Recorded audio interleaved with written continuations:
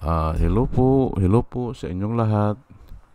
Isang magandang umaga po sa inyong lahat. Ngayon po ay 26, 26 po ng Hunyo, 2025 at ang oras po ngayon dito sa Los Angeles, California ay alas 6:20 ng umaga, 21 ng umaga, 6:21 ng umaga.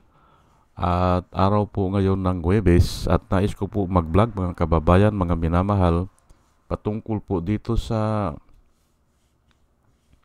sinasabi ni Sara Duterte na yung impeachment laban sa kanya ay scrap of paper. Ayan po, ang sinasabi niya ay sasagutin po natin yan. Actually, may mainit na balita ngayon na nakakabwisit na talaga. Ito si Escudero ay sabi niya, pwede raw nilang i-dismiss yung impeachment. Ay magkakagulo po yan. Opo. Ako, alam ko, hindi yung mga tahimik na tao lalahok dyan pag dinismiss agad dyan nang walang hearing-hearing. Si Iba Adan po, hindi po right away na sinintensyahan. Tinanong po sila muna, nasaan na kayo o ano na nangyayari sa inyo? Tinanong muna sila kasi due process po yan eh. Binigyan silang pagkakataon magpaliwanag. At yun nga, nahuli doon na yung ahas pala ang nagpasimula. Ganun po yan. Hindi pwede na i-dismiss agad yan. Labag na yan sa konstitusyon, labag na yan sa judicial process, at saka sa common sense, hindi uubra yan. Pero bukas ko itatalaka yan. Ngayon muna, itong scrap of paper, itong itatalakay ko muna. Alam nyo po mga kababayan, mga minamahal, kay Joker Arroyo ko narinig ito nung impeachment trial ni Irap. Sabi niya, kahit na scrap yan, o scratch paper yan, na naandun sa basurahan, o nasa yun nga, ay kumisa may mga dumi na yan eh. O, kukunin pa yan kung mahalaga o hindi nagbabago ang halaga niyan kung dokumento yan. Yung mga ebidensya na yan, kahit saan manggaling yan. At ang sabi pa nga ni Joker Arroyo, karamihan ng mabibigat na testimonya o yung mga ebidensya ay nanggagaling dyan sa scratch o scrap. Kasi akala nila na hindi nahahalongkatin yan eh. O, kaya nga mayroon tayong shredder ngayon eh. Kasi nga, yung kung hindi na shred yan, ay pwedeng kunin yan eh, kahit na scratch lang yan eh. Yung mga plano, o yung mga communication, pag naandyan yan, at mahahalongkat yan, hindi po pwedeng sabihin na galing lang yan sa scrap. Hindi pwede. Mahalaga po yan. At kung nagsama-sama po yan, nabubuhay po ang kaso. Yan po ang sabi ni Joker Arroyo. Kahit galing pa yan sa basurahan, sabi niya, kahit na scratch paper lang yan. Sabi niya, kung doon nagsimula ang plano, mahalaga yan. At totoo po yan. Hindi ba kung minsan na-misplace natin yung dokumento natin o yung pera natin nawawala, ay hinahanap natin yan sa basurahan eh. Baka na itapon, hindi ba? So, useless itong sagot ni Sara Duterte na scrap lang yan o scrap paper lang yan. Ay, kahit na scrap po yan, kung may halaga yan, hahalongkatin po yan. Oh. Ngayon ay yun na pinaliwanag na ni Joker Arroyo at ako sumasang-ayon dyan na ang magagaling na mga ebidensya nanggagaling dyan. Nahuhuli nila dyan. Dyan sa scrap o dyan sa waste paper basket. Dyan po ay siyempre sa iba baliwala. Pero pag dinugtong-dugtong yan, hindi ba? Kung marami yan na nanggaling sa scrap, ay mahalaga po yan.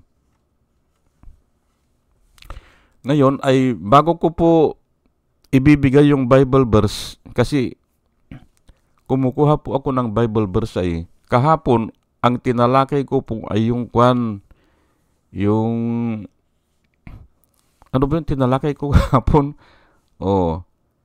Yung ed kautilam. Ed kautilam. Ano ba? Na may reservation sila. Ay tinalakay ko doon na hindi pwede yan. Kasi dapat kung ikaw ay pupunta, sigurado ka. Kung mayroon kang pinaglalaban, sigurado ka.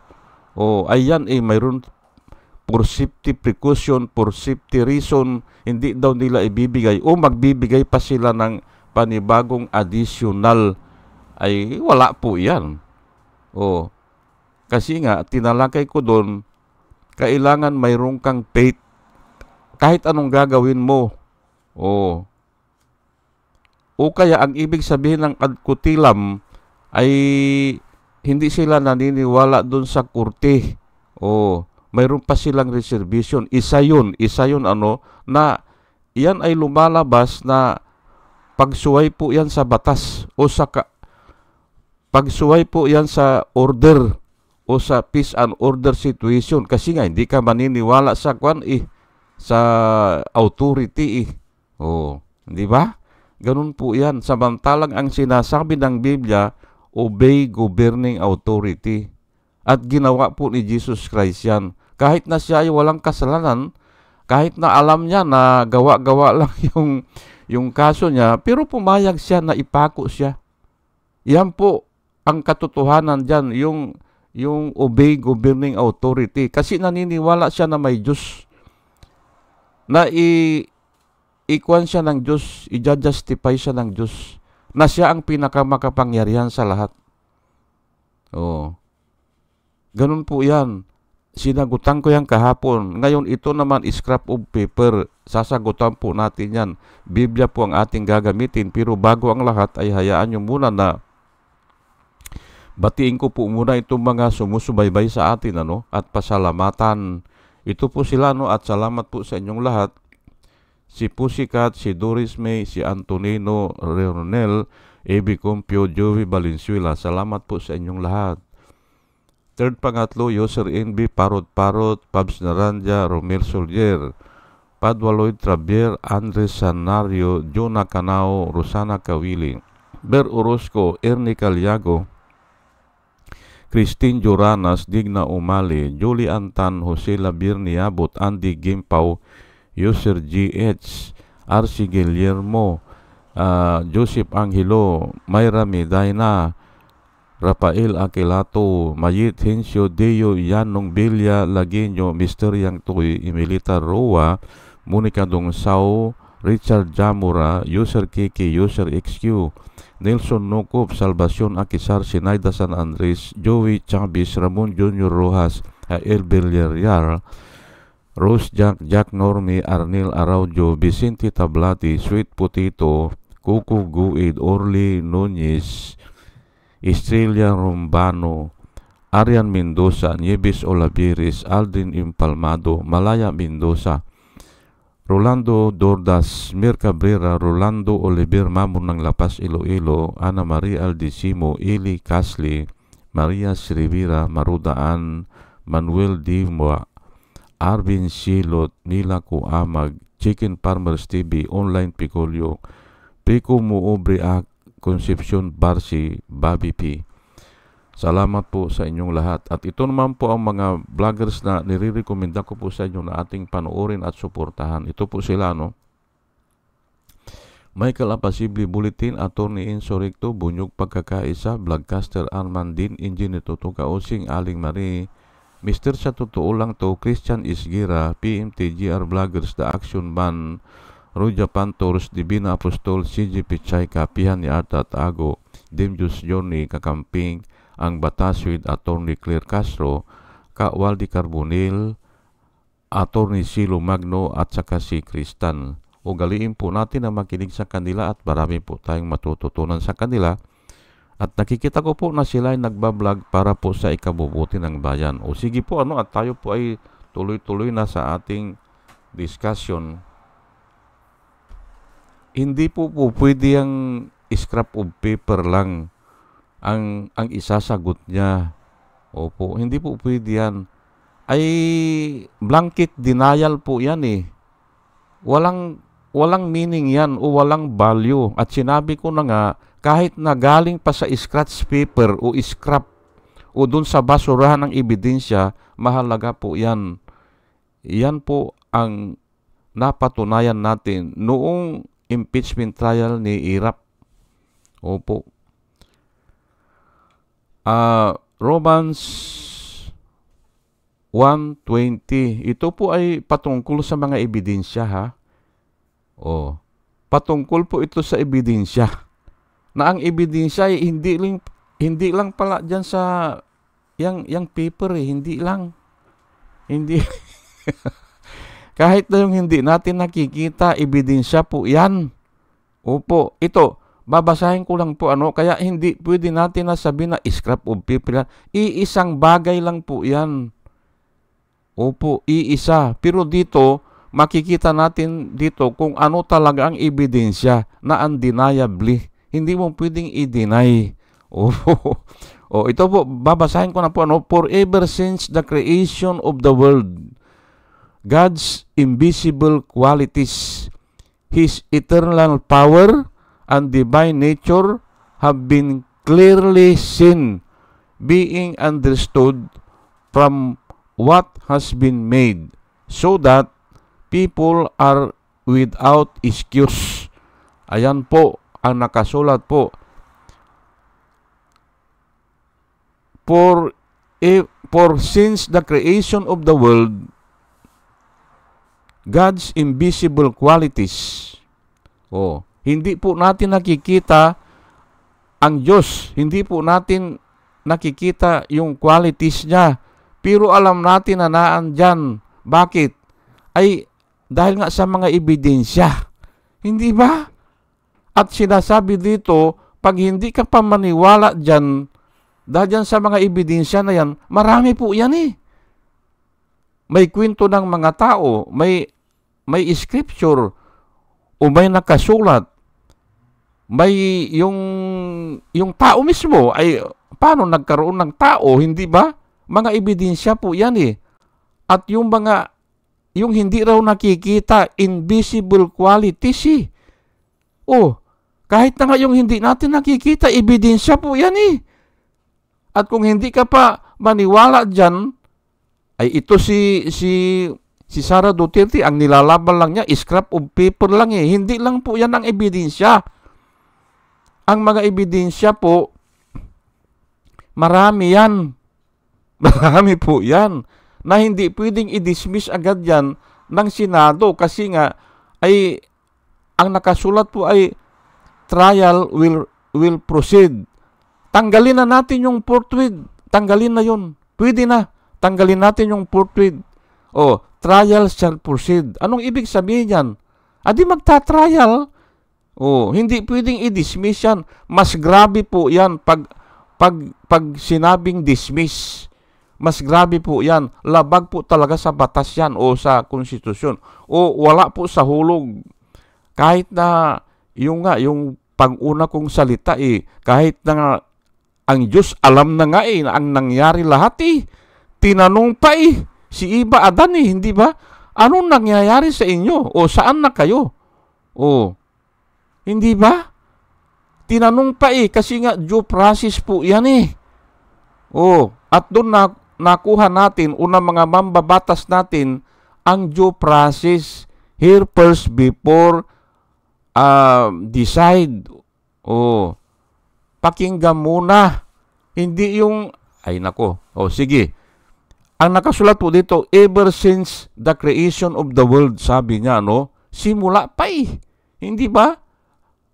God's invisible qualities, o ano ba yun? Yung eternal power niya, o yung kapangyarihan niya, o at saka yung nature niya, yung divine nature niya, have been clearly seen, o yun, nakikita, ayan, yan ang mga ebidensya, being understood from what has been made.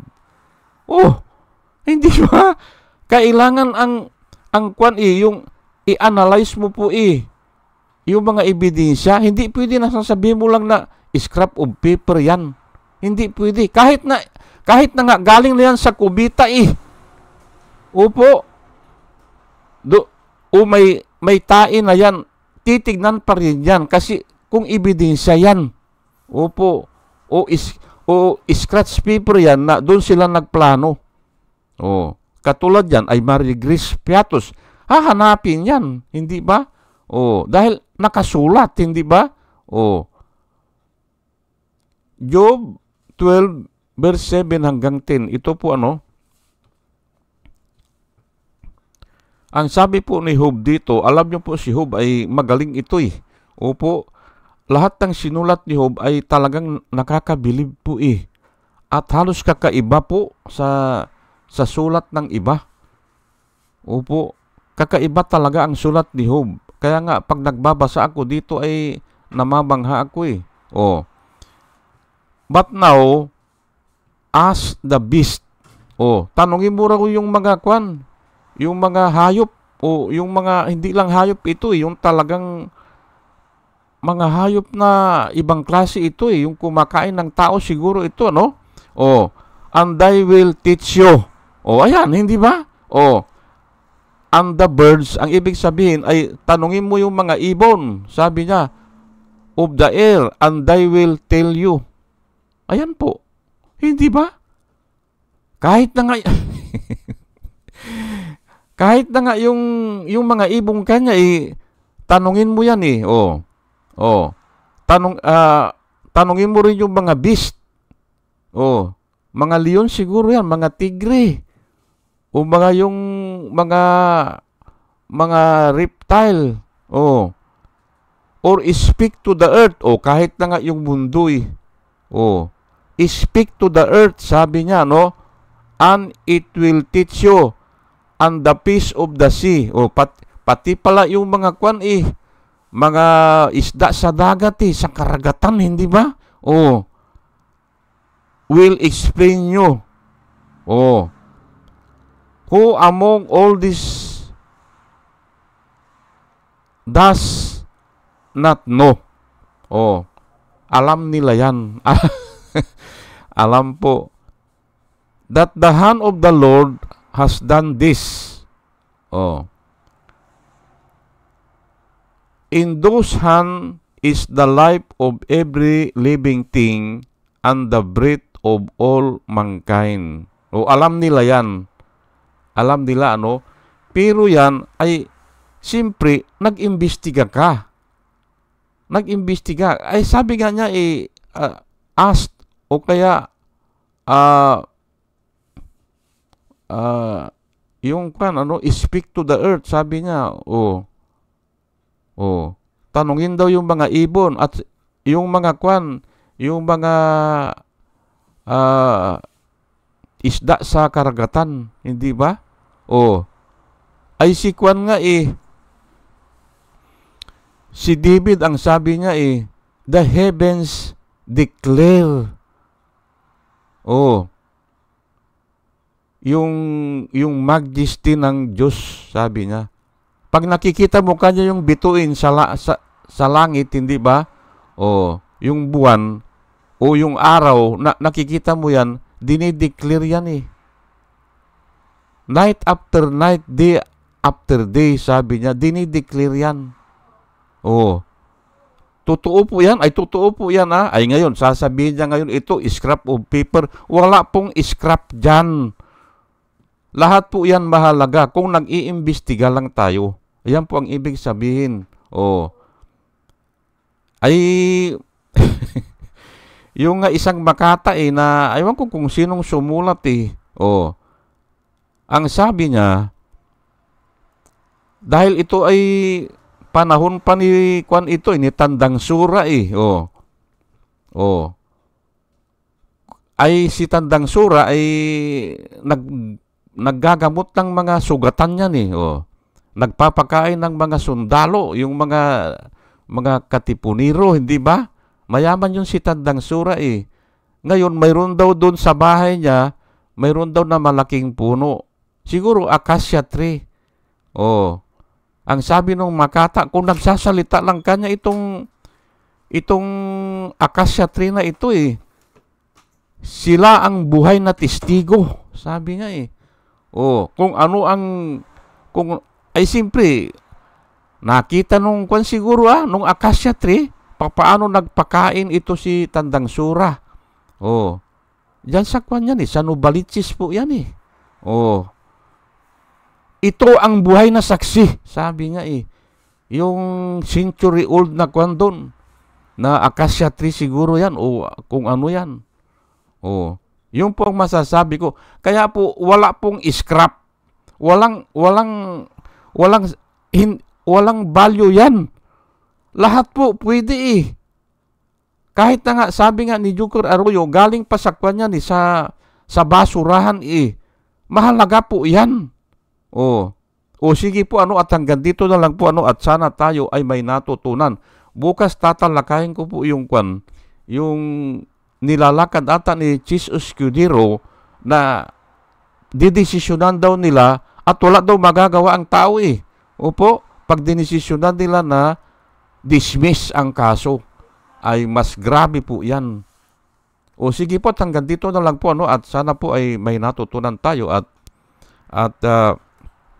dalangin ko po sa Panginoon na bigyan niya tayo ng wisdom at muli mga kababayan, mga minamahal, isang magandang umaga po sa inyong lahat at salamat po sa inyong pakikinig. Salamat po ng marami. Salamat po.